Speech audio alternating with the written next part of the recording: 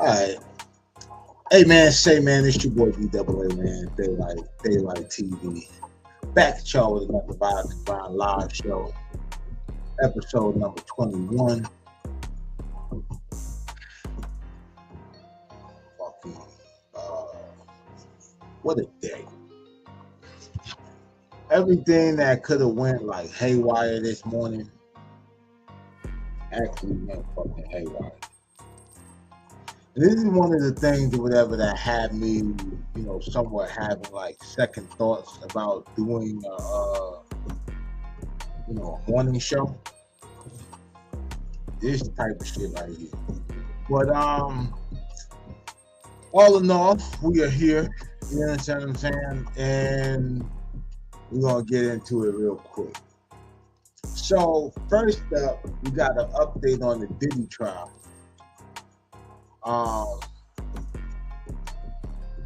Article or whatever from Billboard. A couple of people covered it, but I pulled it off from Billboard.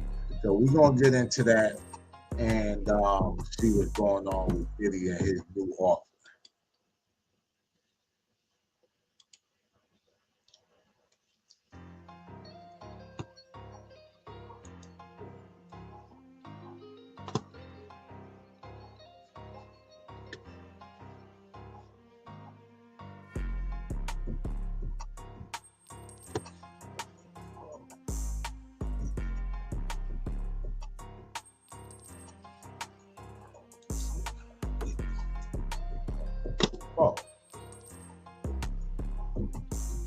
Diddy's lawyers asked for release from jail. There has literally never been a case like this.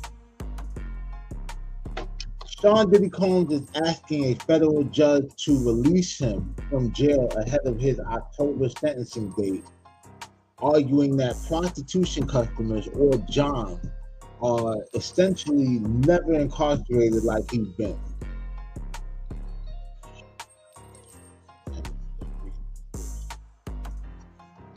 Oh my fucking God.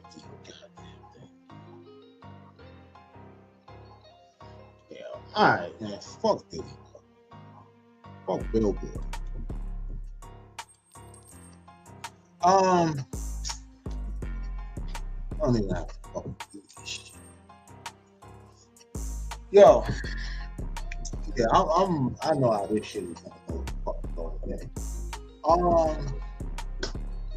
So yeah, Diddy was found guilty, as we all know, you know what I mean, on 2 counts of transportation to engage in prostitution. He was found not guilty on the more serious charges, the RICO and the sex trafficking and all of that. So the prosecution is recommending 4 years.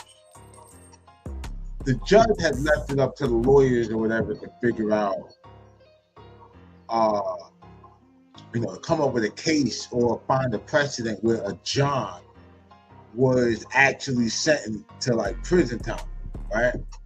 Now they assume that he may face anywhere between 2 and 5 years. He already got like a year in.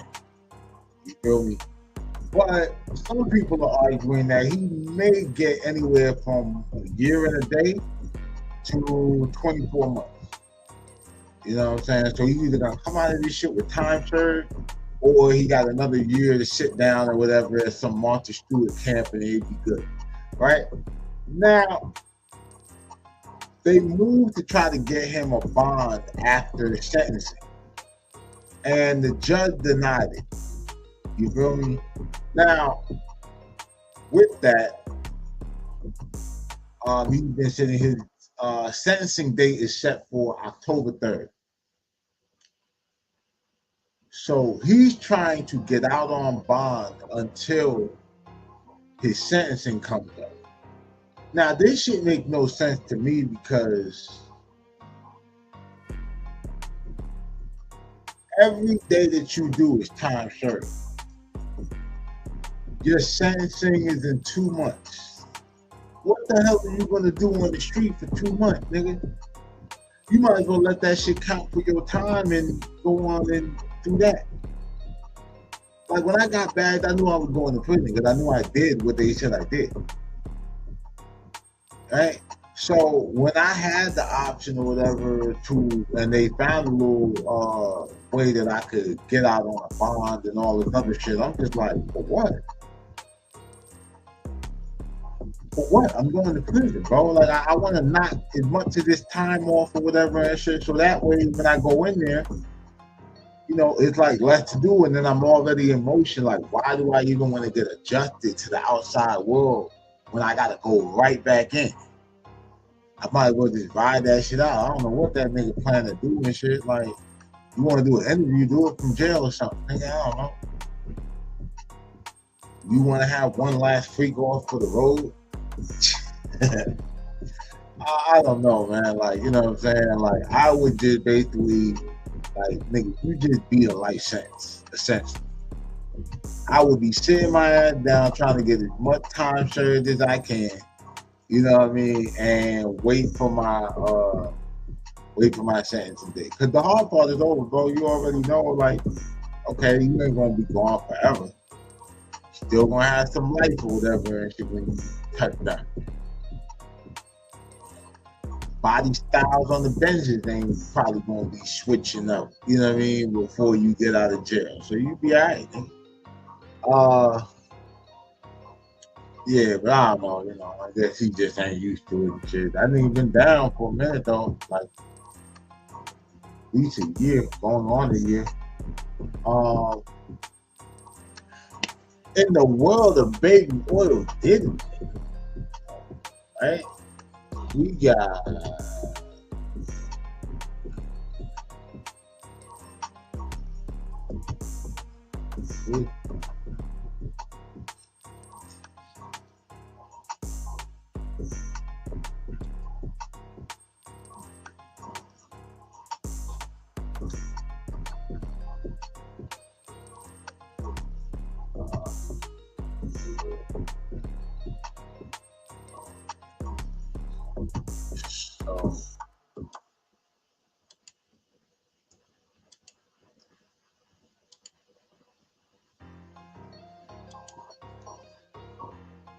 while we're on the subject of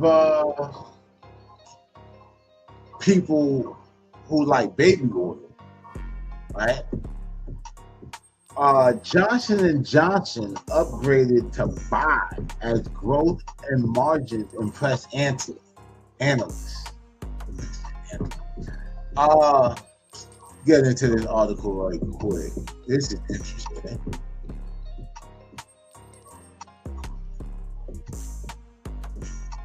So,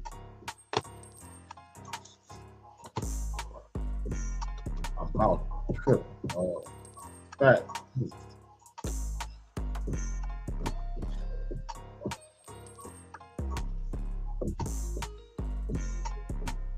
So it says Johnson & Johnson ranks among stocks to benefit from an onshoring boom. On July 23rd, Earth Group, I believe I said that right, raised the stock rating of Johnson & Johnson from hold to buy.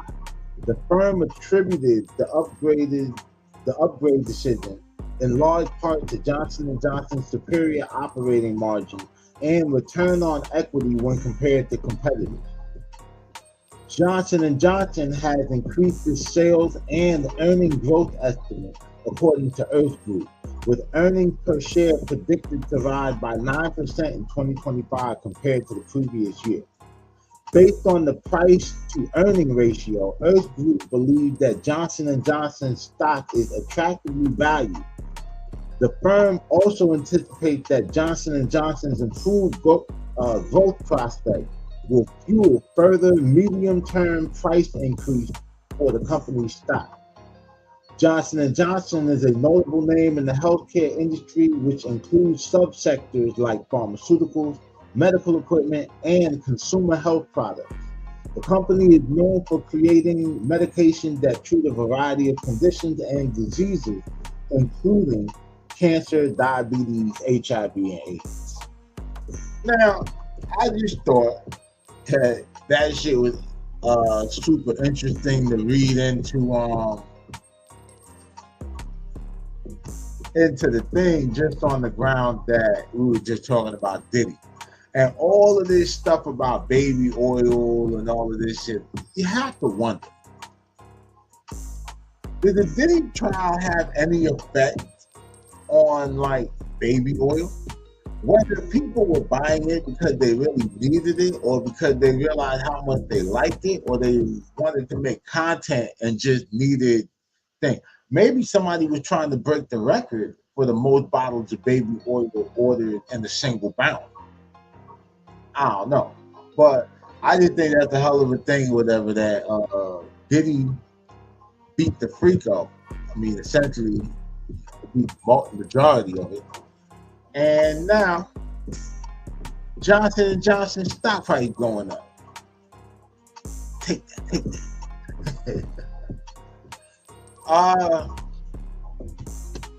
So yeah. Now, in other news,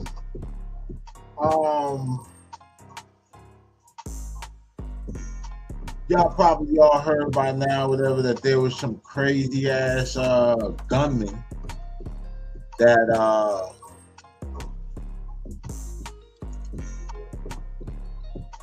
pulled up to the NFL headquarters in New York City.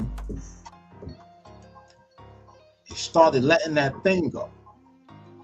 You know what I mean? Got an article here from BBC on it. Said New York gunman was targeting NFL but went to wrong office, mayor says. What a goof. But let's read this shit.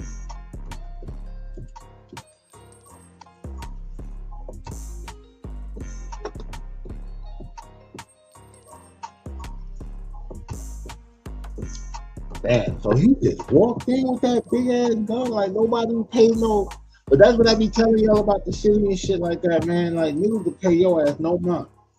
So it says a gunman who killed 4 people when he stormed the skyscraper in the heart of New York on Monday evening left a note that appeared to blame the National Football League, NFL, for a brain injury, the city's mayor, Eric Adams, said.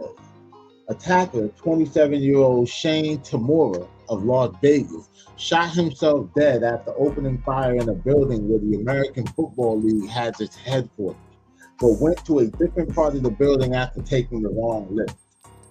This asshole got on the wrong elevator.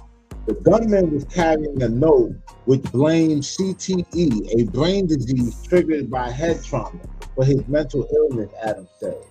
Tamura played football as a teenager but did not play in the NFL, as the teammates have told U.S. media. New York City police officer DIDDY Islam, I believe I said that right, 36, who was working as a security guard in the building, was among those killed. Another of the victims is an employee of finance giant Blackstone, who was named by her company as Wesley LaPatton. I believe I said that right. 2 male civilians were also killed. An NFL employee was also seriously injured in the attack, the league commissioner Robert Goodell wrote in a message to staff. A statement from U.S. President Donald Trump, who had been visiting Scotland, said that he was briefed on the tragic shooting.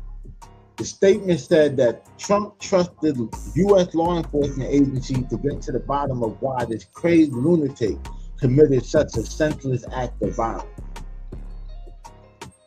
Asked about the possible motive on the part of Tamura, Eric Adams told CBS he did have a note on him. The note alluded that he felt CTE, a known brain injury for those who participate in combat sport. He appeared to blame the NFL for his injury. Tamura's alleged note says, "Study my brain, please," according to a senior official who spoke to ABC News. Tamura is said to have then written, "I'm sorry." The alleged attacker was an American football player during his time at high school in California. Shocked ex-teammates told NBC News. One classmate remembered Tamura as a jokey personality, and a former coach described him as talented and a talented and hardworking running back who made a great player. Damn. Wonder what happened. The gunman appears to have driven across the U.S. from Las Vegas to New York and used an assault-style rifle during the attack at 345 Park Avenue. That's wild. I've actually made a delivery there when I was doing that courier service shit. After opening fire in the building's lobby, Tamura is believed to have entered a lift to the 33rd floor of the skyscraper and continued to fire. Mayor Adams said a preliminary investigation showed that the gunman mistakenly went to the office of Rudin Management, which owns the building. Oh, shit. Tamura later turned the gun on himself. The incident brought parts of Midtown Manhattan and public transportation to a halt. A BBC journalist at the scene reported seeing scores of police vehicles and at least one person with a bloody chest being taken away on a stretcher. Bystanders reported hearing what sounded like gunshots, and police told those in the area, including the BBC journalist, to shelter in nearby buildings. Police worked floor by floor to clear the building in an effort that took hours. One woman, Lakeisha Lewis, said she was eating dinner with friends on the plaza. When she heard gunfire. It felt like you were in a war zone almost, she told NBC News. Ms. Lewis said she saw an injured man run out of the building and described the incident as literally the most scary situation I've ever been in.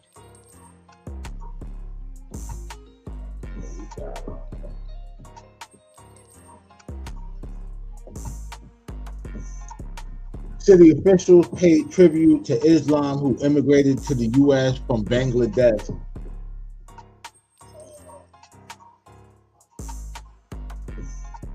He had 2 children and was expecting a third with his pregnant wife. Yeah. He was doing the job that we asked him to do, said New York Police Commissioner Jennifer Tisch. He put himself in harm's way. He made the ultimate sacrifice. Tisch continued, he died as he lived, a hero.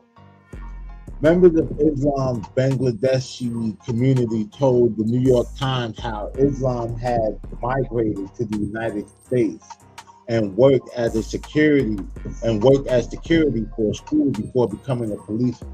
They said their friend had been an active member of his mosque who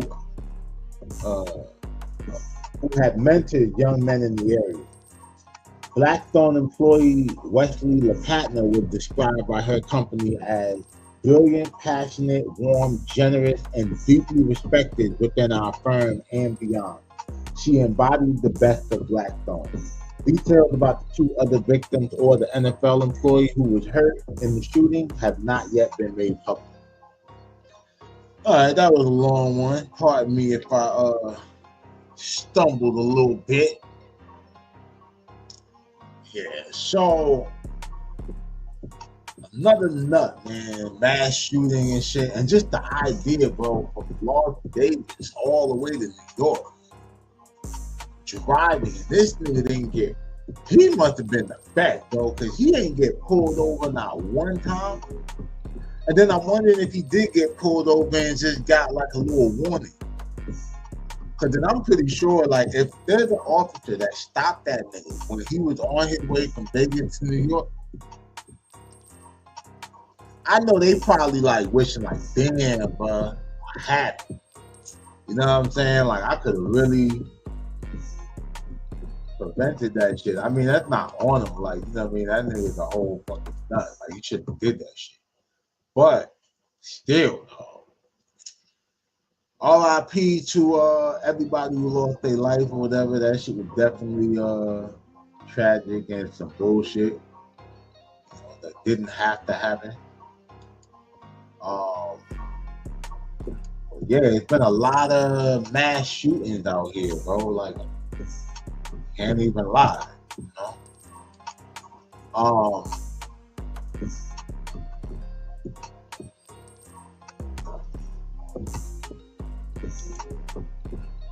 Yeah, the RIP to the officer, RIP to Wesley LaPatna, I believe I'm saying her name right, and the other two civilians, and speedy recovery to the NFL worker, who was injured. Who took himself out to study my brain. After we blew it out there, we gonna scrape it off the floor. But yeah, man. Going forward, you can start for Hakeem. We got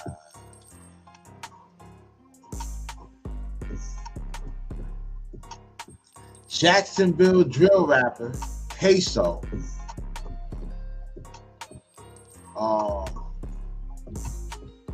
His daddy taking a stand or whatever. I believe the homie's name is Abdul. Abdul something. Whatever. We'll find out. They said it in the name and shit like that. I just call him the rat. He's a rat ass man. I can tell him on your own blood. But anyway, yeah, we got this nigga daddy on the stand, rolling on his son on a murder charge. Now, what's interesting about, we'll call him Big KSOO for lack of a better word. He actually is like an OG in Jacksonville, like whatever little like gang shit they got going on or whatever. He's like the generation before. Feel me? So the two generations before, the way they be breaking that shit down. But to that point, it's like you basically led the lifestyle that kind of turned your son like into what he became. And now you up here rolling on him, you know what I'm saying, in open court for a body, bro. Like, gonna bury this nigga. So let's get into it, man. Let's get into that, and we're gonna get into his reasoning. We're gonna cut through because they do a couple little sidebars, so we'll be like cutting in and out. Let's get in the big case. Snitch ass. You can start for Hakeem. I know that's his circle of friends. Was it unusual in your mind for him not to be with them at that point? Yeah. Now, as you were driving Leroy Whitaker and Dominique Varner away, did you find out what had happened to Charles McCormick? Yes. And you found out the details about who was involved? Yes. And did you continue to drive both Leroy Whitaker and Dominique Varner away? Yes. And after getting away from that neighborhood, did you make a stop? Yes. And where did you stop? We stopped, on Grand Park. And what was the reason? All right. So just to get some context, because it starts, somewhat later in the testimony.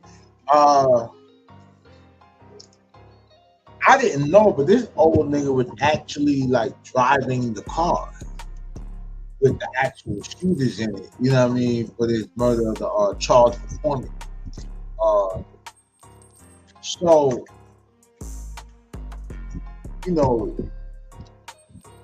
he's driving away with the actual shooters or whatever, and he's basically verifying that he knows what happened. So he's not just driving the car off, but he don't know what they just came to do. He definitely knows what's up. In fact, he has motive to be there. And no, we're gonna get into that in a minute.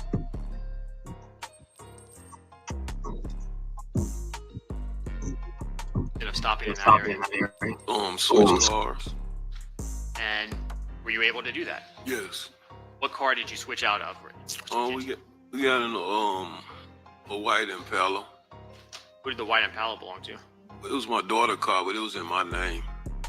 Why did you want to switch out of your Dodge Challenger?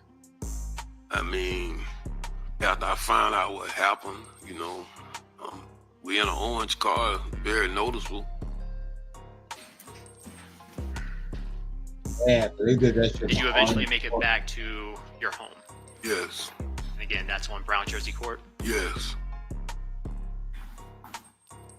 So he wanted to go to the, I guess he's going to the daughter's house or whatever to swap out the orange Impala or the orange Challenger or whatever to get the white Impala. And damn, but like you would get your daughter's car, even though okay, it's in your name, but it's like now if you riding around or whatever and then they start identifying you by that car or whatever and shit, you could have basically had your daughter in a position where she got hit up.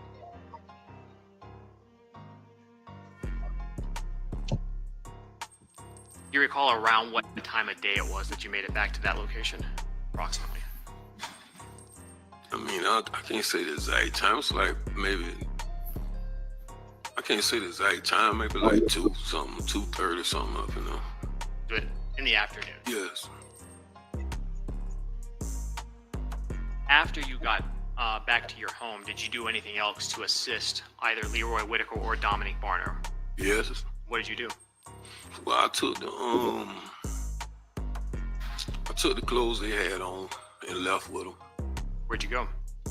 I went over there off Kings Road behind Burger King, put him in this fire barrel. Did you set him on fire? Yes. And why were you doing that? I mean, it was just my way to help. Did you take either Leroy Whitaker or Dominic Barner with you when you did that? No. All right, well, there you go. Accessory after the fact, like, and you could say they might even cover up the obstruction of justice charge on that shit because now you're tampering and destroying evidence or whatever. That's the whole charge that could segue into other charges. Do you recall if anyone else was at your home prior to you leaving to set those clothes on fire? No. No, there weren't, or no, you don't recall? No, I don't recall nobody though. Did you return to Brown Jersey Court that night? I can't remember. Are you familiar with an address 2203 West 12th Street? Yes. And why are you familiar with that specific address? I mean, that's been my address. That's my grandma's address. Has that house been or stayed in the Robinson family? Yes. Are you also familiar with the name House of Pain? Yes. Who came up with that name? I did. When was that? It's back in the 90s. What did you want to use the House of Pain name for? Entertainment. Is that a name that is still kind of used by the Robinsons? Yeah. Your family? I Was guess Hakeem there's a lot. Robinson aware of that name, House of Pain? Yeah. Did Hakeem Robinson have an Instagram account that he was using back in January of 2020? Yes. Do you recall what his Instagram account name was? It was KSOO 23 times. What about Abdul Jr.? Did he have an Instagram account? Yes. What was that? K Crazy. Do you know someone by the name of Chiffon Hogan? Yes. Who is he? That's my baby mother's brother. Are you also aware of a music video called Bang It Out? Yes. And whose music video is that? Hakeem. Do you know where that was filmed? Yes. Where? Downtown by the Chop House. Were you there when it was filmed? Yes. Was it filmed prior to Charles McCormick's murder? Yes. Your Honor, may I publish some items that are already in evidence? Okay.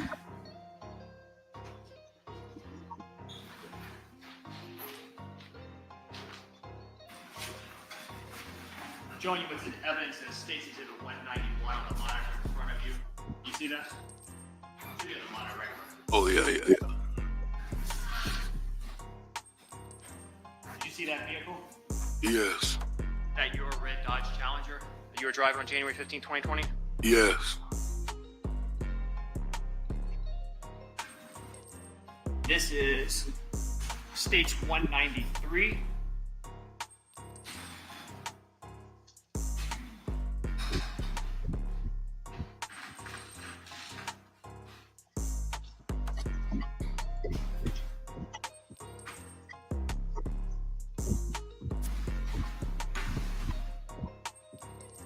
They call me KSOO.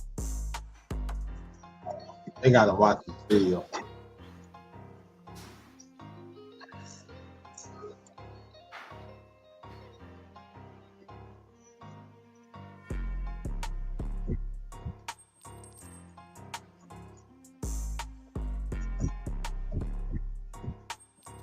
Firearms, who do they belong to?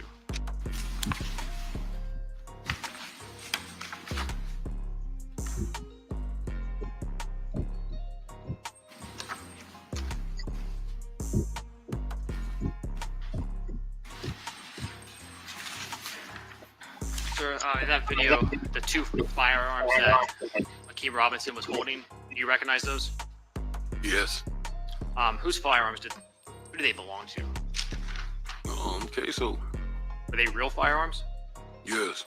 Did he typically use fake guns in his music video like that? No. After the murder of Charles McCormick on January 15, 2020, did you ever see Hakeem with that black AR-style rifle pistol again? No. Are you aware of a dash cam video that recorded the murder of Charles McCormick in this case? Yes. Have you seen that video? Yes. And the person captured. Sidebar. All right, let me see counsel and court reporter at sidebar. So,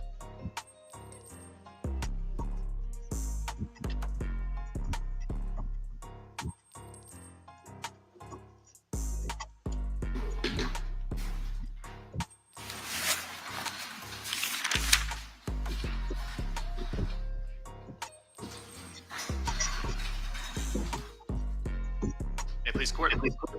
Assuming is court reporter ready? Right. You may continue. Now, Mr. Robin, just a couple of background questions first. Leading up to January 15, 2020, Akeem Robinson was living with you. Yes. And so you would see him on a daily basis? Yes. And as you have testified to, he's your biological son. Yes. And did you also see him after January 15, 2020? Yes. And when he was living with you in your home, did you become familiar with some of the clothing that he owned? Yes. See the types of clothing that he would wear? Yes. See him as he... Okay, you'll rephrase your questions. Did you ever see him walking about the house? Yes. Did you see him in music videos? Yes. Are you familiar with the way he moves? Yes. Are you familiar with, or 5 years ago, were you familiar with the way his build was, his physical characteristics? Yes. And after January 15, 20... now it seems like they're trying to build it up, whatever, to basically say, if you saw him leaving the scene, maybe he had a ski mask on, maybe hooded up, would you still be able to recognize him based on the walk, the build, the demeanor, and all this other shit? Seems like that's what they laying the ground. 2020, you became aware of a video recording that captured the murder of Charles McCormick. Is that correct? Yes. And you've had an opportunity during the pendency of your case and the discovery to see that recording. Yes. Correct? Okay. Did you, when you viewed that recording, recognize the person depicted in it? Yes. Who is the person that was captured on the video recording shooting Charles McCormick?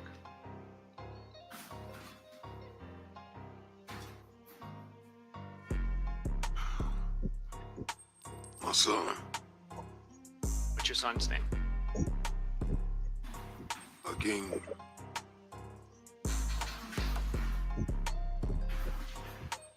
captured on the video recording shooting Charles McCormick?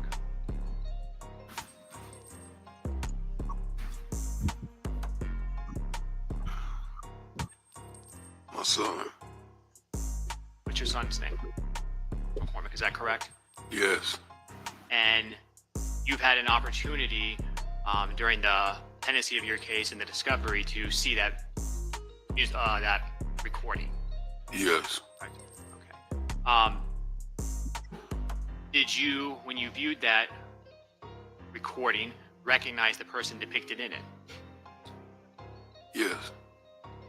Who is the person that was captured on the video recording shooting Charles McCormick?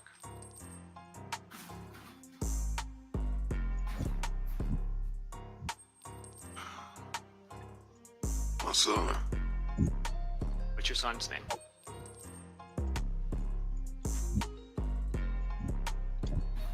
Hakeem.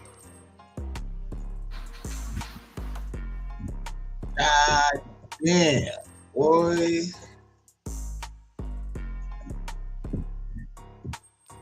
I want to see Case 08. Like, I know whatever they're gonna focus on, like, who's on the stand or whatever and shit. Oh, I want to see that nigga face by that boy's daddy while his daddy is up there getting down on him. State 70 straight up. And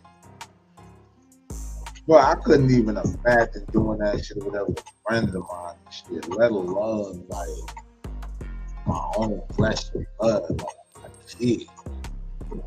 Cause I might be the motherfucker that trying to, like, if my kid did do some shit like that, I might be the one trying to take the rap for him or something.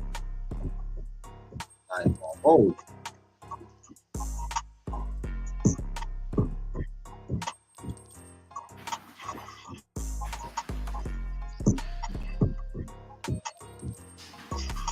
After the murder of Charles McCormick, did you become aware of a post on Hakeem Robinson's Instagram account referencing something that happened?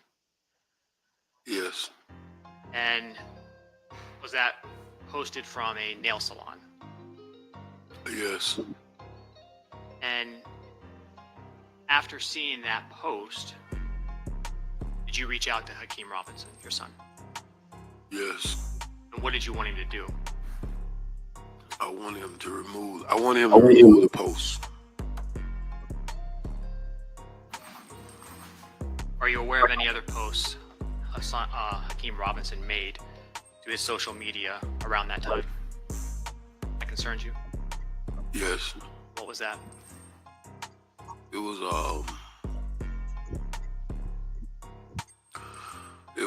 another post of dude Lil Buck. What did you see? It was just the emojis on the bottom of it that said bye bye bye. Say it again. It was the emojis, the hand emojis saying bye bye.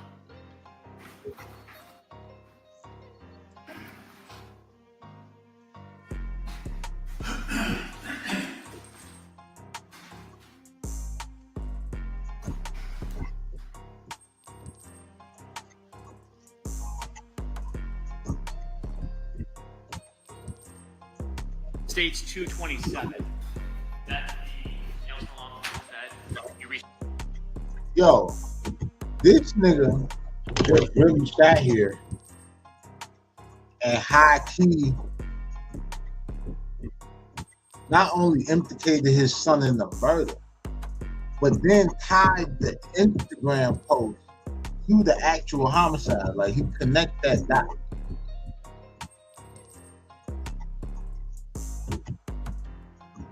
Reached out to him about, and by him I mean Hakeem Robinson. Yes.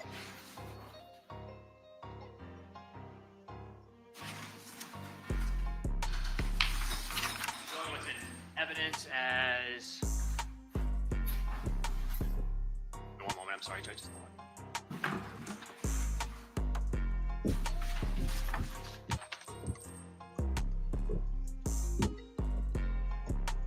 I believe it's States 240, a composite. Do you recognize that post, sir? Yes. Who is that in the post? Willie. Billy Addison? Yes. And whose Instagram account is that? Hakeem.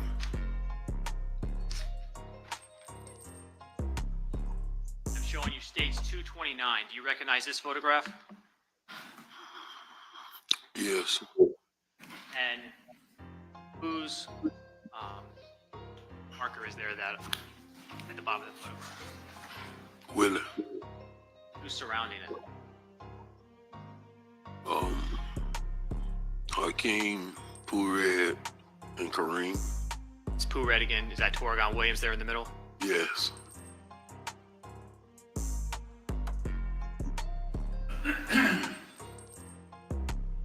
Stage 41. Who is that? Kareem. Abdul Jr.? Yes. And stage 240, showing you what's in evidence as a photograph that was sent. Appears to be from phone number 904-866-2670. That was your phone number? Yes.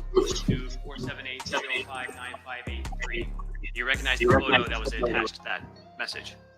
Yes. Who is that? That's me. And who were you sending that to? The son of Hakeem and Kareem. So you sent it to both Hakeem and Abdul Jr.? Yes.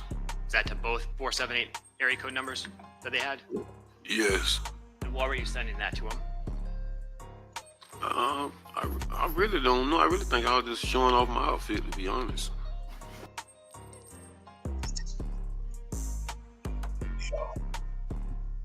This shit's sad.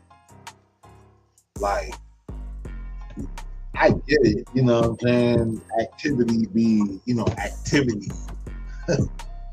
But this ain't really supposed to happen. Like, you know what I'm saying? Especially when you the one that kind of, you could say you set your son up on this path. We're going to get into his background in a minute, but like, he's rolling on the board.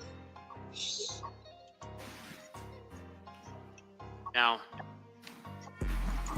though some people may not believe it, even though you sat here and testified here today, do you still love your family?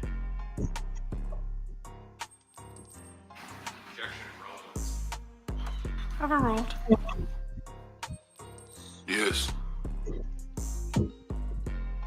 Is this easy for you to do?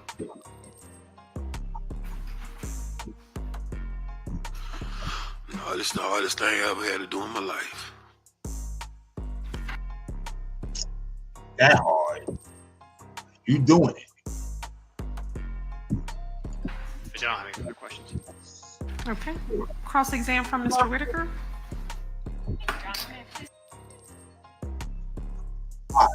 So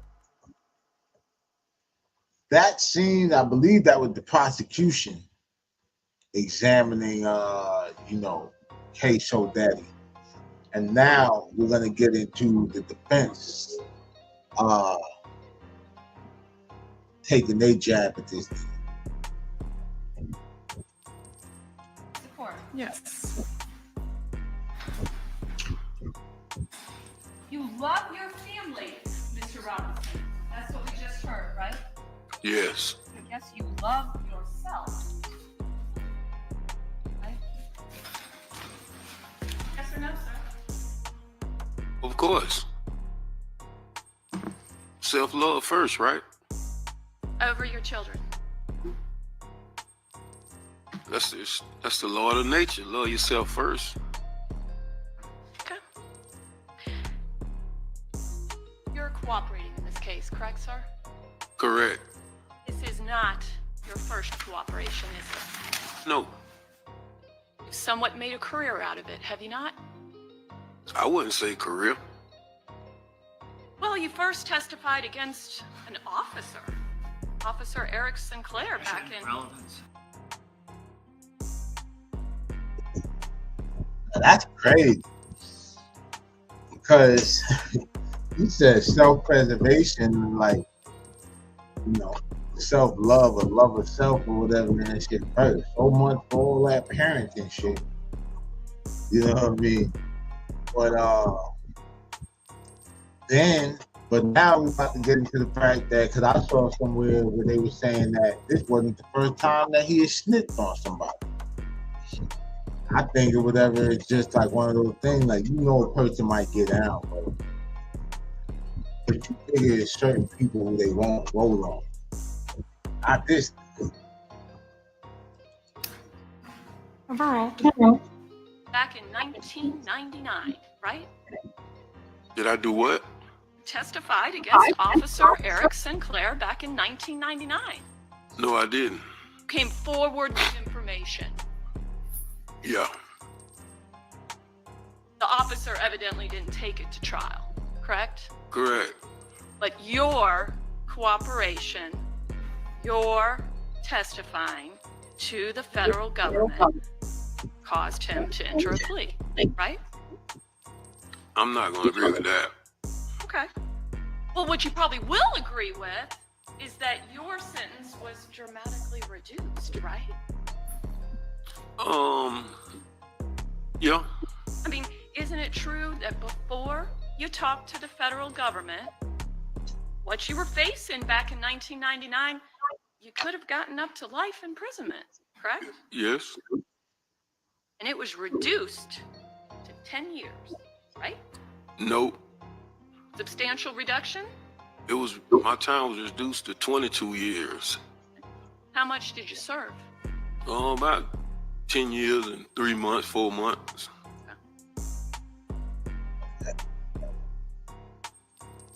Like, So from life to an ultimate actual serving sentence of about 10 years. Guess what? It was a law change, and that's how my time got reduced again. Well, and your cooperation, sir. Yeah. Right? so basically, he cooperated and got 20. And then when the law changed, he got another 10 or so knocked off, whatever. And he basically had time to pay. So, damn, how old was KSOO? When he caught that one? How old is Jacksonville rapper KSOO?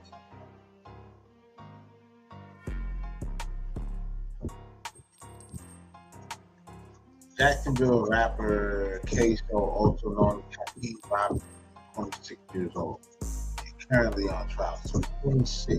So damn, he basically missed all of that nigga whole life, like the whole first 10 years. And then, hold on a second.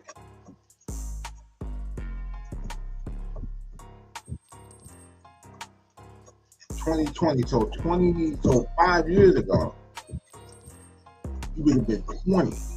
So basically, you were only in the boy life level for like the last 10 years before he committed, or let him commit this murder that you're saying he did. And now you're telling on him. So it's like you weren't there the whole time, and then when you was around, all you did was just turn the nigga up in the street. Now you telling on this nigga. That's fucked up, bro. That big case never had a chance. Pretty good deal you made for yourself. Yeah. You've also worked as a confidential informant for the police, haven't you? Yep.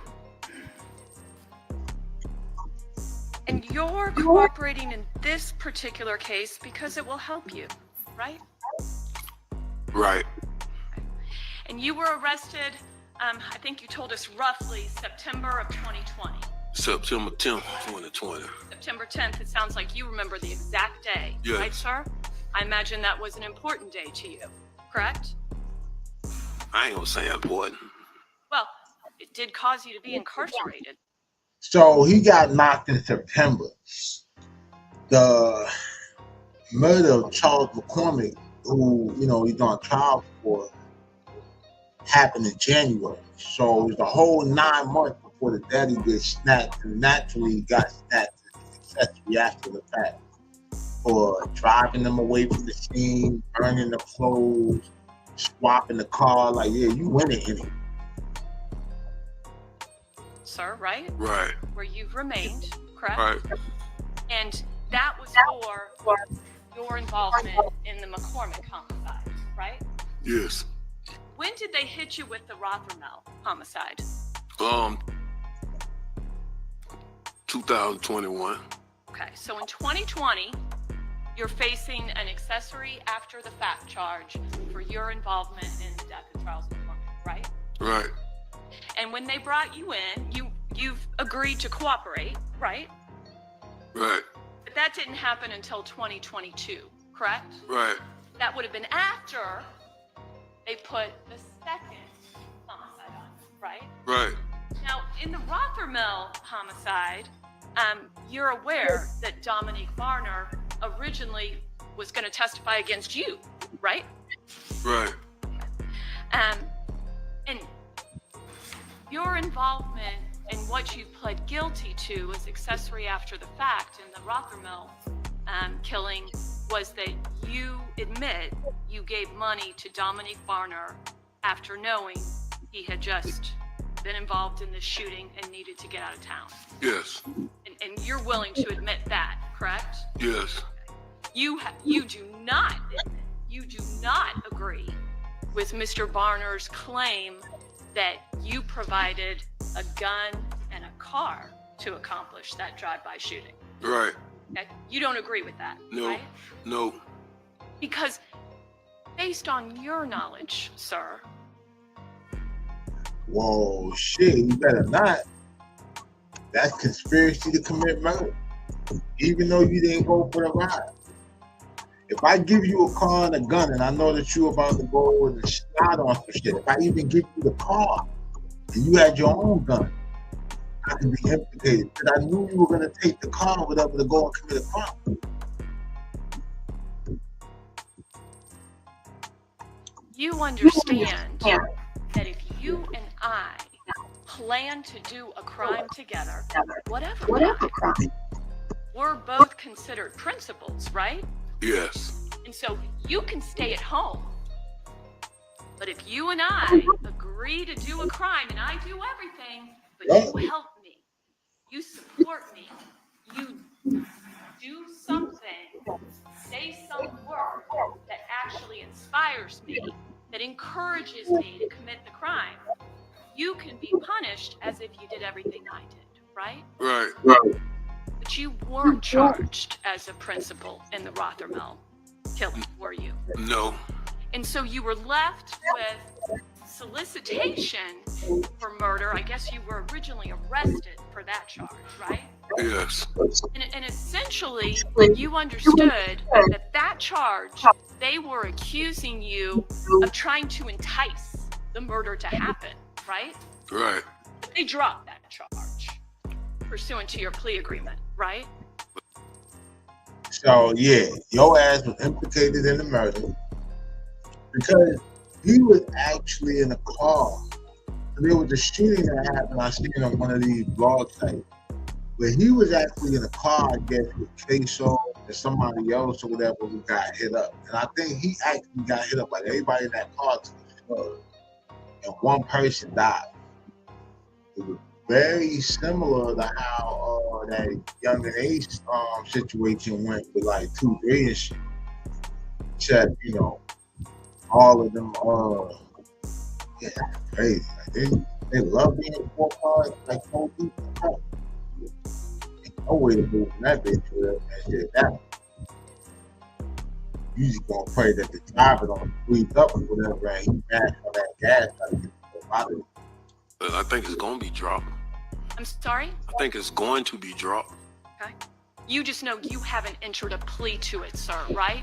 Right. That was not part of your plea agreement for you to enter a plea of guilty to solicitation for murder, correct? Right. Only accessory, right? Yes. And accessory after the fact, you understand, and you understood before you entered your plea agreement, that that's punishable by up to 30 years. Yes. Yes. So when you have 2 of them, that means that you could be sentenced up to 60 years, correct? Correct. But in 2022, when you agreed to come forward and cooperate, they cut your exposure by 2/3, right? Yes. I mean, I'm never been super great at math, but 30 plus 30 is 60, right? Right. And your plea agreement for the death of 2 human beings calls for a maximum of 20 years, right? Right. And your actual guidelines are only about 7 years, right? Right.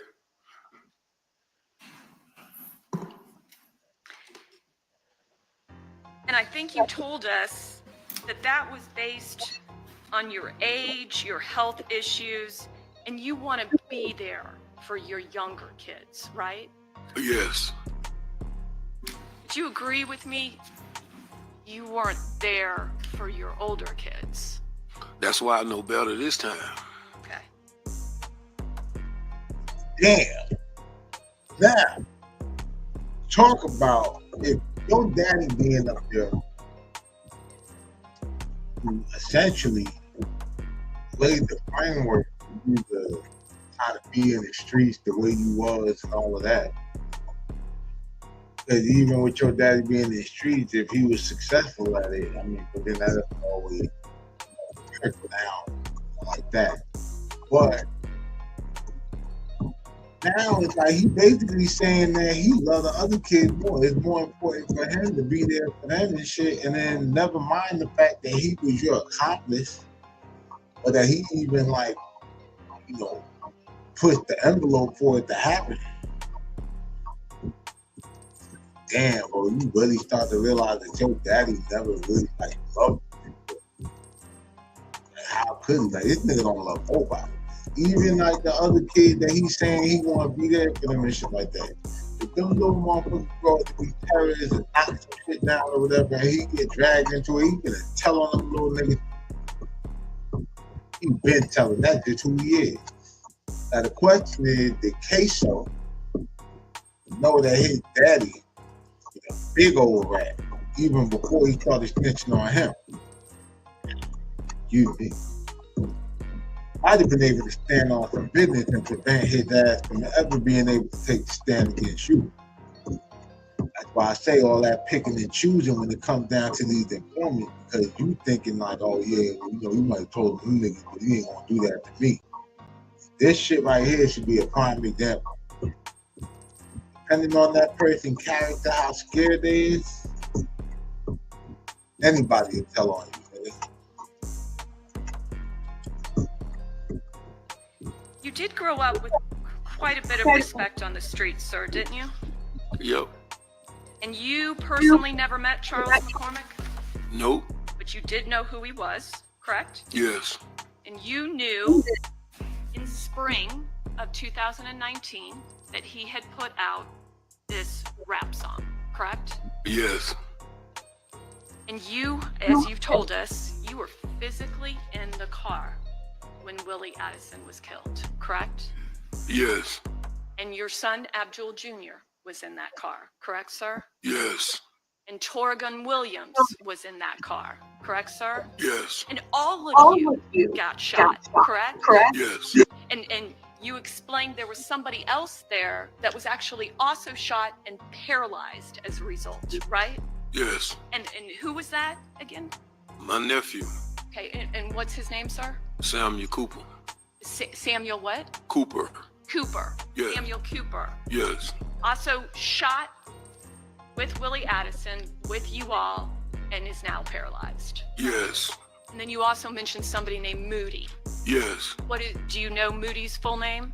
I think it's Antonio McLaurin or something like that. Antonio McLaurin. Yeah, I think that's it. Were you aware that Antonio McLaren wore a wider on Mr. Barna? Yes. Do we need to speak sidebar about that? Okay. Let me see court reporter and counsel at sidebar. I heard objection. I just didn't hear anything after that.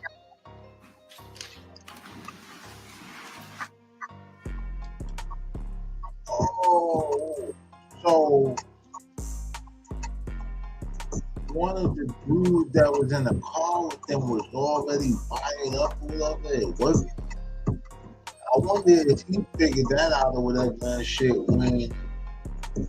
If he was working for the Jacksonville, this is a state case, so if he was working for the Jacksonville PD or Sheriff's Department, you know what I mean, whatever their investigative unit is, when he reported back and probably had a person who was already working as a confidential informant on tape and identified, yeah, they probably pulled him in and shit, you know, because they had to do damage control or whatever and shit. And you know, even like, because with the snitches, it's like they're not supposed to really be telling on each other that they're telling.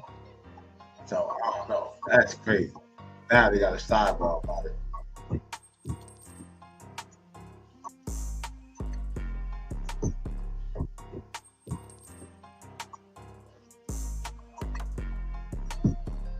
It's correct, including yourself. Yes. Named P Money, and that resulted in the was, were you aware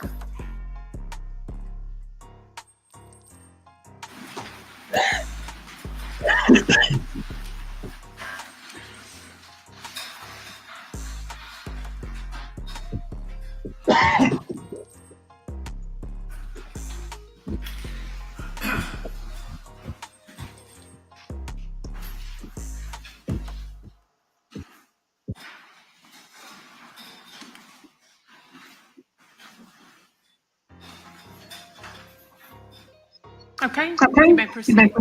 Thank you, Honor. And so I'm sorry, another person that was in the car with you all when Willie Addison was killed and you all were shot was a person with the nickname, I'm sorry, give it to us one more time. Moody. And you believe Moody's full formal name is Antonio McLaren. Yes. Okay. And my question to you was, were you aware that Antonio McLaren wore a confidential wire on Dominique Varner? Yes. Jail. You were? Yes. Okay. Where did you wear it though? After that shooting, is it not, sir? Yes. Moody's full formal name is Antonio McLaren. Yes. Okay. And my question to you was, were you aware that Antonio McLaren wore a confidential wire on Dominique Varner? Yes. Jail. You were? Yes. Okay.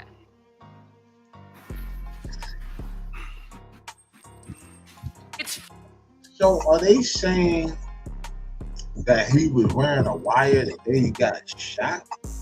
Or that just at some point he was wearing a wire? 'Cause I couldn't really hear no. fair to say that you were vengeful after that shooting, is it not, sir? Yes. And that is, in fact, is why you were willing to be involved in what would become the attempted murder of someone named P Money, and that resulted in the Rothermill killing. Yes. Because P Money, and do you happen to know his formal name? No, I don't know his full name. Okay. But you know who I'm talking about when I say P Money, Yes. correct? Yes. He was a target for you, correct? Yes. Because you did believe he was responsible for not only killing your son, Willie Addison, but hurting everybody else, correct? Including yourself. Yes. You were not personally there during the actual shooting of what ended up being the death of Mr. Rothermel and the attempt on P Money, correct? Correct. But you have pled guilty to accessory after the fact for that death. Yes. And you have admitted to providing Varner with money in order to get out of town, correct? Yes.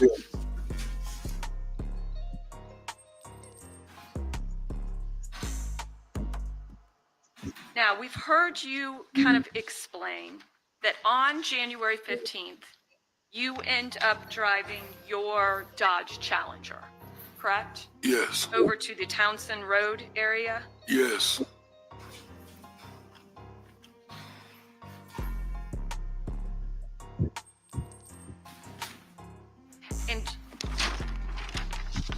You claim that you then picked up Dominique Varner and Leroy Whitaker, correct? Yes. And I apologize for skipping around a little bit, but I just realized something I almost forgot to ask you about. How long have you known Leroy Whitaker? I've known him probably about a little bit more than 5 years, probably now. A little bit more than 5 years, sir? Yeah, probably now. Okay. And you were born in 71 or 70? 70. It's 1970, which makes you about 55 now, sir? Yeah, I'll be 55 this year. Now, back in 2020, I think you've already told us your son, Abdul Jr., was 25? That sound right? It might be. Yeah. Okay. Well, you told us, I mean, we can, if we have to, we can do the math. Yeah, Not do very the good math. at the math, but we can certainly do it. What year was Abdul Jr. born? 94. Okay. So that would appear to make him 26, if my math is correct. Does that sound right? 26 now? If you subtract what month? 2020. November. Okay, so we'd use 2019, so that'd make him 25 at the time of the death of Mr. McCormick. Oh, okay, yeah. That sound about right, sir? Yeah. Okay. And you said that there's a 4-year age difference between the two sons, between Abdul Jr. and Hakeem Robinson, right? Yes. So if depending on the birthdays, and again we're talking November, so if there's 4 years, then Hakeem Robinson was 21 years old, right? Yes. When was Willie Addison born? What year was he born? I think 93. I think. I'm not 100% sure. 1993, which would make him 26. At 2020, right? Okay. Yeah. Okay. And in 2019, when he was killed, he would have been 25. Yeah. Okay. Leroy Whitaker is substantially younger than all of them, correct? Yeah. And you always knew that from the little time. So, all right, let's dial it back. Not the video, but like, let's just recap what we heard so far. Shout out to the viewers. You know, sometimes they be saying like, I could wait a little longer for the commentary and shit, whatever. But anyway, so this murder, the Charles McCormick shit that he's mainly talking about, where he burned the clothes and everything happened in 2020. And because in 2019 they got hit at. He got shot and definitely moved up that on him. So if niggas was 19 years plus that, so he was about, so he was 50. And you out here sliding with these little niggas. Supposed to have all this, you know, reputable experience in the street. And your ass over there is not only a state witness, but still managed or whatever and shit to move in a way that, you know, get niggas jammed up, and you still ain't even have enough respect to them niggas to where they wasn't tightening up and moving right. They still on the internet with the shit and everything. So it's like, as much as you was there to initiate and kind of instigate that situation, you should have had that same amount of power or whatever and shit. But them niggas were basically doing what they wanted to do. You was just the old groupie nigga riding along like that. Text messaging niggas in the group chat like, look at my outfit. Groupie rat ass. And you did spend with them, correct?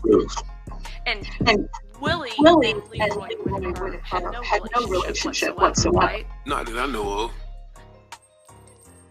And Leroy Whitaker does not rap that you're aware of, correct? No.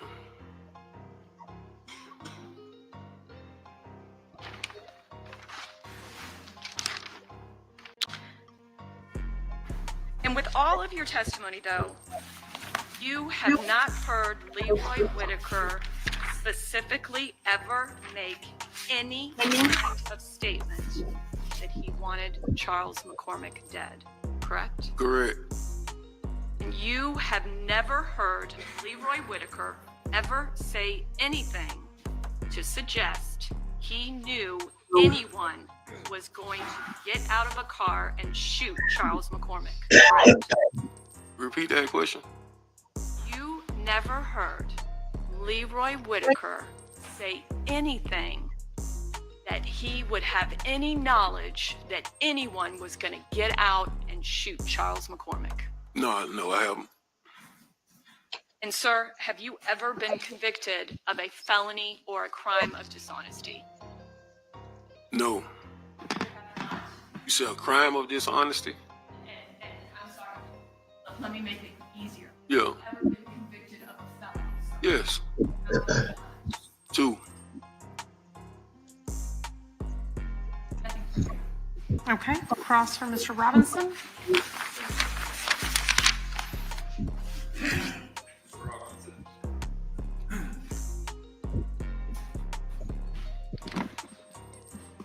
Your community up until this point, seated right there, right? Say that again?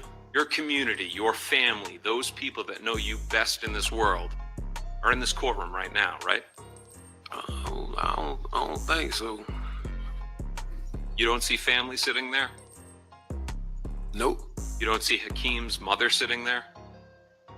Oh yeah, I see her. Now, of course, she knows you, right? Yeah, she knows me. So that nigga, hey, look, he basically said, I don't see no family. What family? Me against the world, like that nigga. That nigga a real, what you call it, a real sociopath, like a narcissistic. A moment ago, you said that you were... Everybody be looking for like an example of a narcissist. That's a fucking narcissist. I believe. I could be wrong. He don't fuck about nothing. I mean, his own kid. And then he used the other kids as an excuse or whatever to slime the one kid out. Like, this shit wild, bro. Or a two-time convicted felon. And let's jump into the first time. In the year 2000, you were sentenced to 262 months in federal court, correct? Yes. Hakeem was an infant at that time, right? Yes.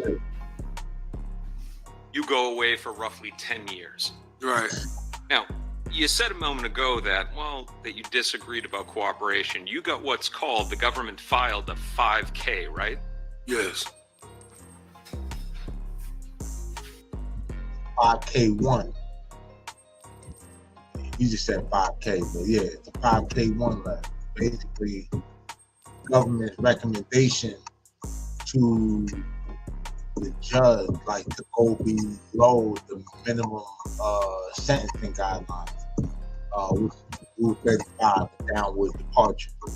So he got that. So if he got that, he definitely gave some substantial information on this. You know what I mean? Whatever case that was.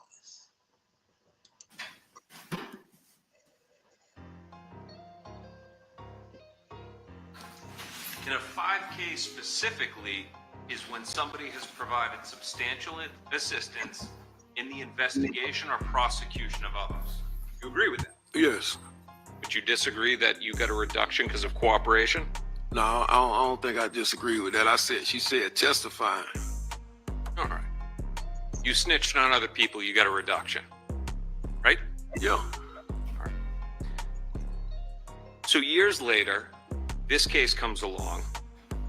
You get charged in the McCormick case, you get charged in the Rothermill case, and you initially plead not guilty, correct?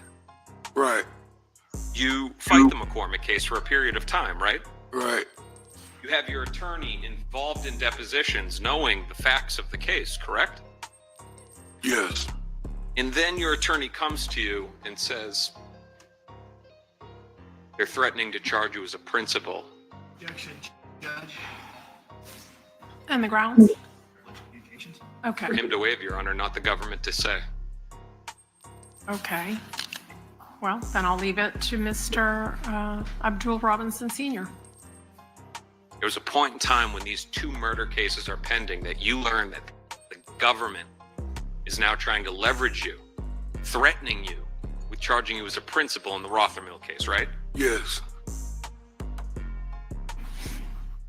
And that would have meant a life minimum mandatory for you, right?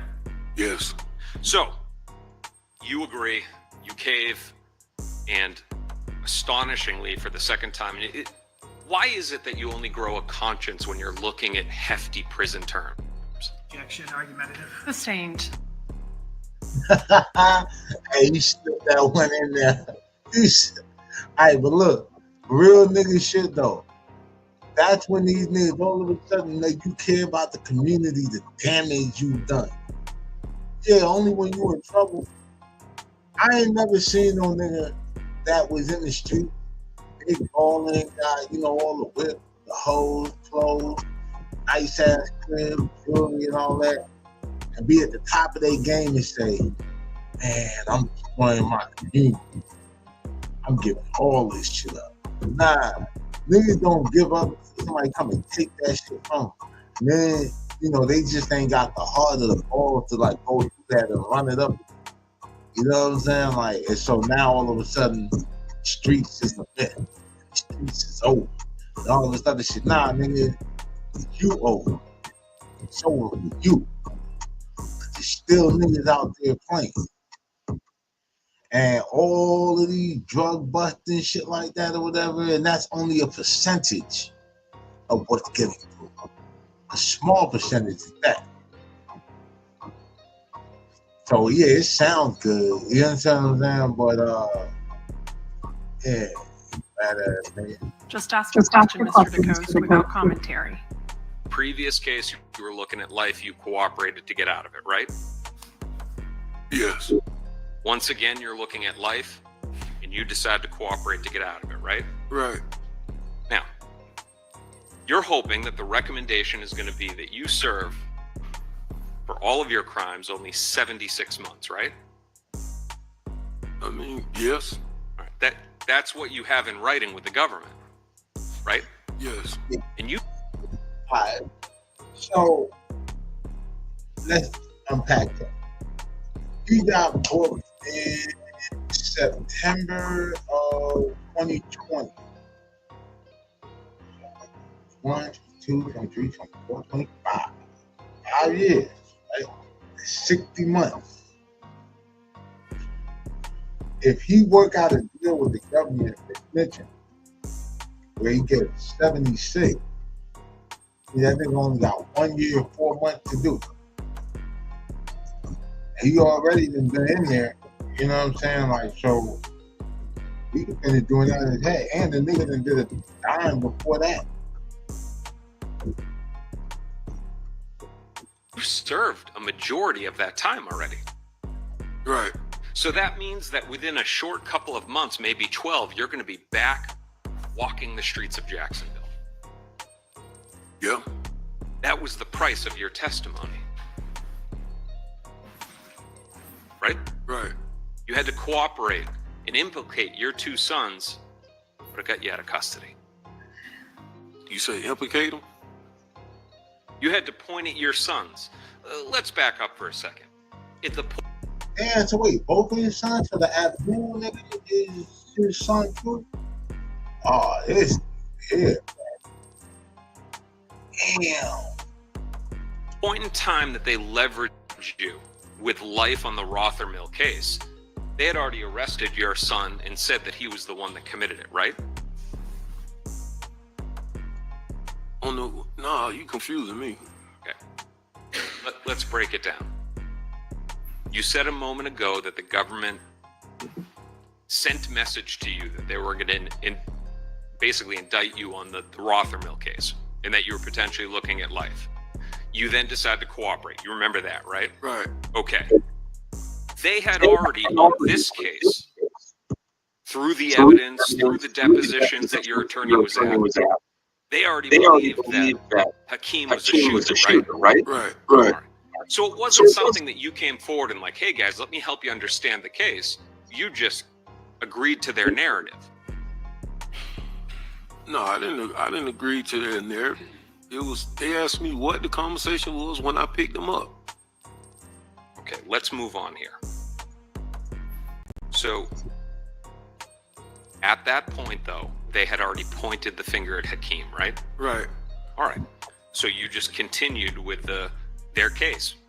I'm going to point at Hakeem. He was a shooter. Right? I can't agree with that. You also pointed out your other son, Abdul, the one that shares your name, Abdul Kareem Robinson Jr., right? Right.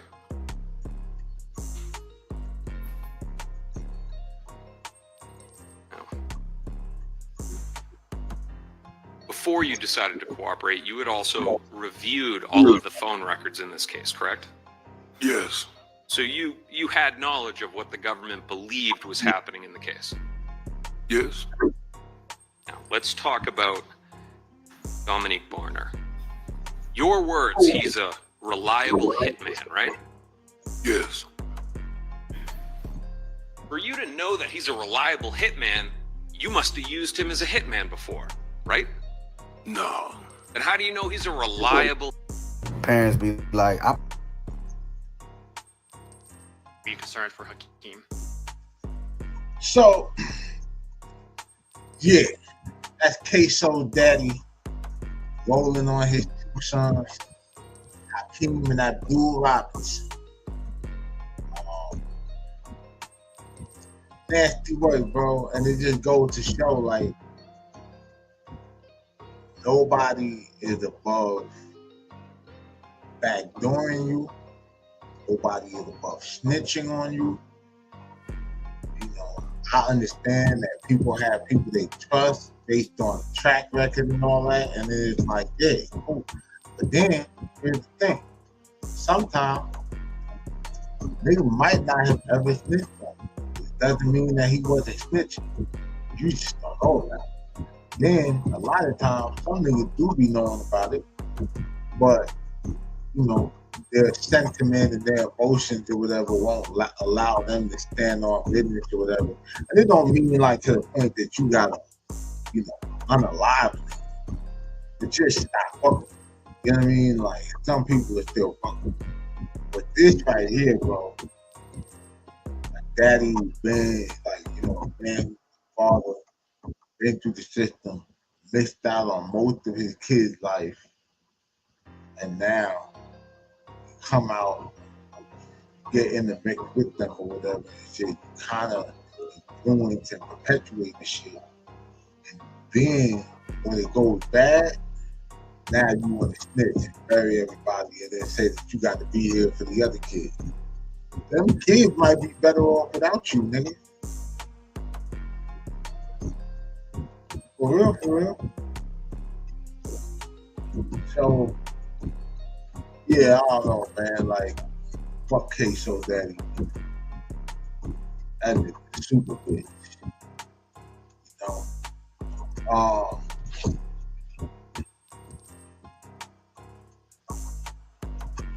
We're gonna rock out till 11:30 since I started kind of late today.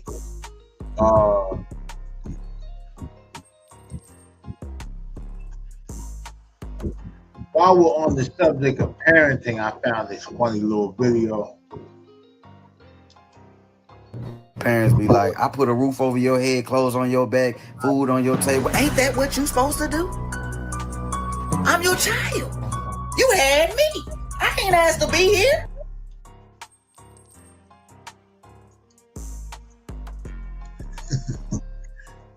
Now, I thought that shit was kind of funny because of the fact that Parents be like, I put a roof over your head, clothes.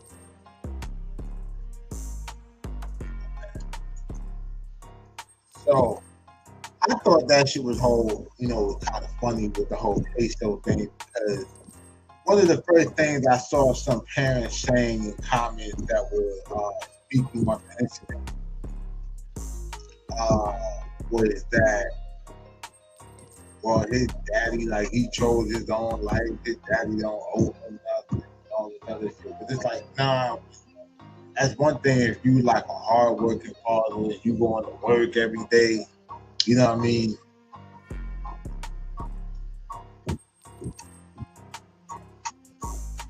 Trying to keep your son out of shit like that. But when you are kind of riding along with your son or whatever and shit who's involved in gang activity, your ass is just as guilty as, you know what I'm saying, like anybody else. Well, I mean, like, you know, you dropped the ball. And I think it's interesting how, like, if the kid turns out to be a problematic, like, child or adult, the parent always wants to, like, separate themselves from the kid being messed up or whatever and shit. Like, you see a lot of stuff on social media, like, adult children should stop blaming their parents for their trauma and all this other shit, like you're grown now and everything. And it's like, but if the kid was successful and something to brag about, you wouldn't be able to stop the parents or anybody else from saying how, oh yeah, they had great parents and accomplished all of this other shit. So the double-edged sword, man, and it's like also speak to people wanting credit for doing what they're supposed to.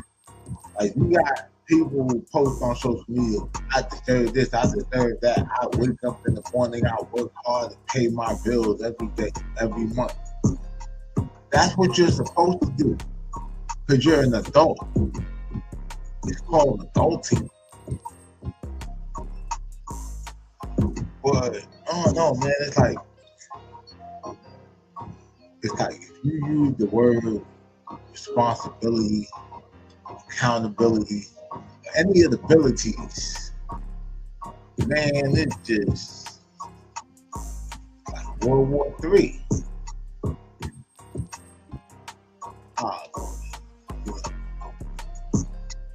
I think too many people want Maybach rewards for dollar cab contributions, like I always say.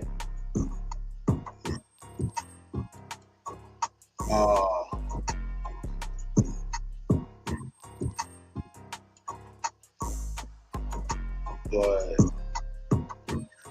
yeah, man, you know, we got a late start today. I do have this one more clip from This Ain't My Business, but yeah, that's the podcast with Tech out of Baton Rouge. We'll close it out or whatever with Tech talking about Master P and all that, and his time over there with No Limit with Maine and all that. This ain't my business. It's my business.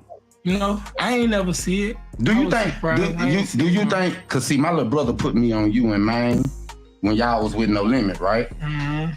Like Baton Rouge got that culture, but do you think with Master P slowed y'all down?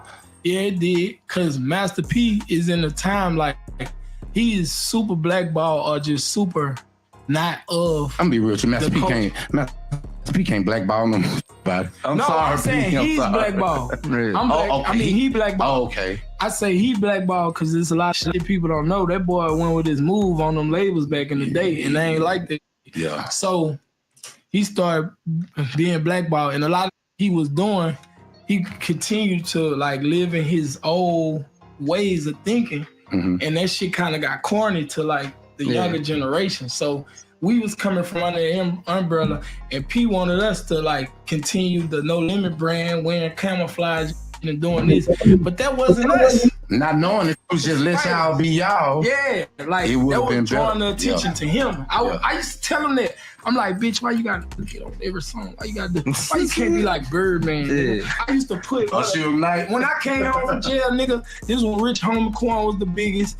They had Rich Gang with Rich Homie Quan and Young Thug. I came home 2015. So I put the Da Vinci, my toes and my hoes and my blah, blah, blah. That shit, I put that on the TV. Yeah. And I'm like, look, Pete, you see what Birdman doing? That boy ain't say nothing. He on that bitch like this, rub hands. Yeah. That's it. Man, fall back, bitch. I ain't gonna lie. Yeah, like P was trying to do like that Louis V Mafia and you know, all of this like crazy shit. And I guess it was kind of cool if niggas get to go little Louis Vuitton shopping sprees and all that for that shit. But it's like, come on, like, and then it's crazy to think about it because that's what I always said about the situation or whatever with like No Limit and Cash Money, and where I feel like Cash Money had got the one up on No Limit, because when you looked at the Hot Boys, it was like they looked like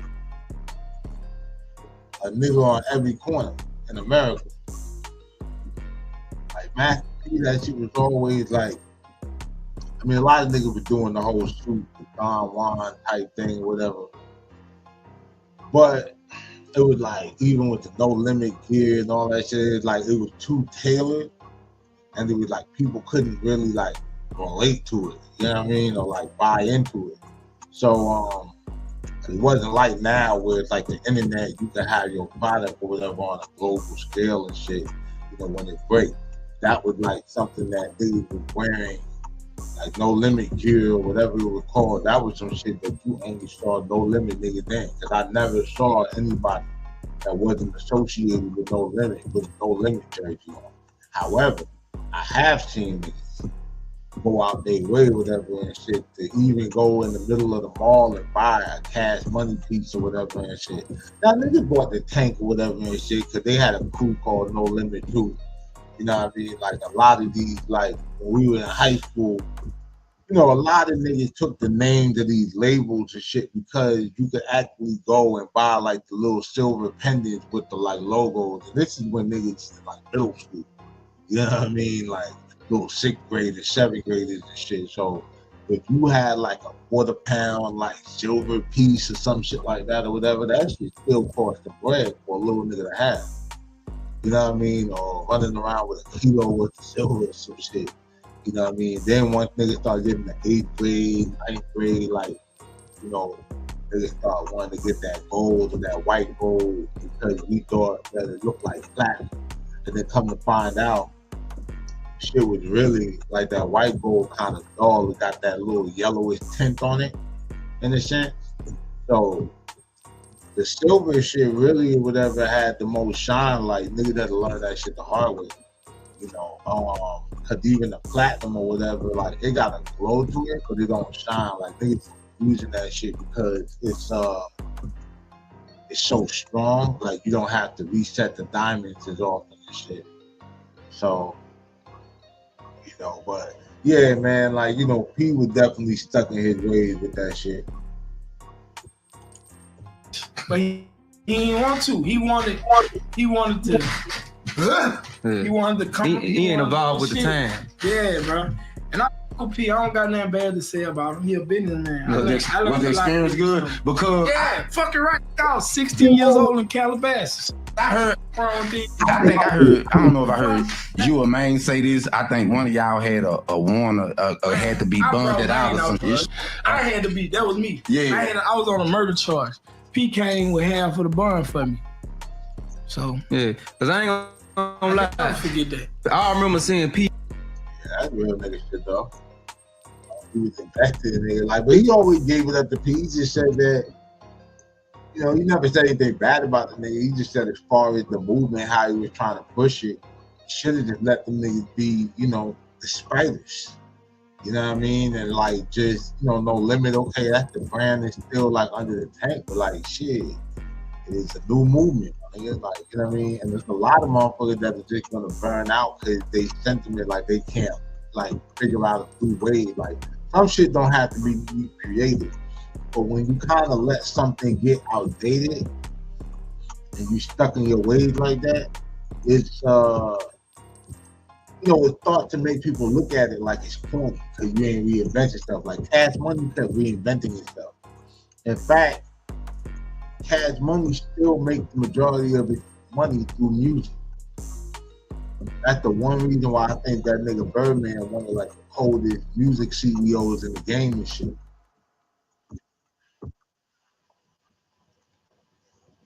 But yeah, he got other ventures and shit. But majority of that bread come out of that catalog, man.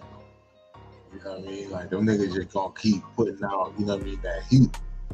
And it says a lot of whatever and shit about, you know, just how much he, you know, actually love the music. Like, damn sure ain't just about money and shit at this point. Like he got that going. But he on Breakfast Club and there was asking him about the orders that he got coming, and he said your name. So I'm thinking when you come home, it's finna just go crazy. Yeah, but when I came home, man, I had my demands in this shit. Cause while I was in jail, man, P sent me about $500 one time, and then I did my 3.5 years thugging. You feel me? So when I came home, I demanded that. Man, on my mama. Bitch, before I come out there, I need a little spot out there.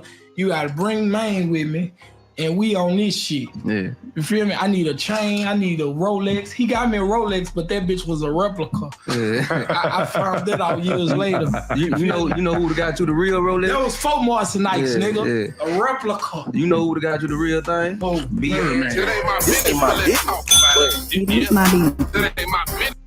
said Beatrice. don't tangle and twist. Hit the club every night, drunk, drinking that Chris. Shout out to Tech, man. 2 extended clips. Shout out Main Music. He on them niggas cold. I ain't gonna lie.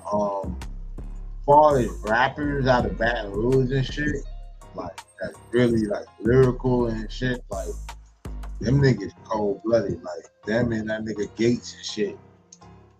You know, there's a couple other niggas that were gonna be off. You know, they get busy. But yeah, shout out to Tech, man. He could have definitely had another wave with that one. But hey, you gotta be willing to reinvent yourself and shit, you know. What if I was still stuck on the same type of rap style that I had when I started back in like the 90s and shit, and even the early 2000s and shit? What if I was still rapping like that? You know? So, yeah, bro, you gotta, you know, stay innovative. You know what I'm saying? But, yeah, bro, I ain't gonna lie, show, I was a little off today. You know what I mean? Had a lot going on this morning. It's hump day too, you know. So it should be what it is. But that's pretty much the show for today. We'll be back tomorrow. Shout out anybody that pulled up, you know, tapped in. If you're just pulling up or if you're watching this after it post live, then hit that like and subscribe button, smash that notification bell if you really mind with the content. And as always, man, stay dangerous and safe. It's your boy Daylight TV.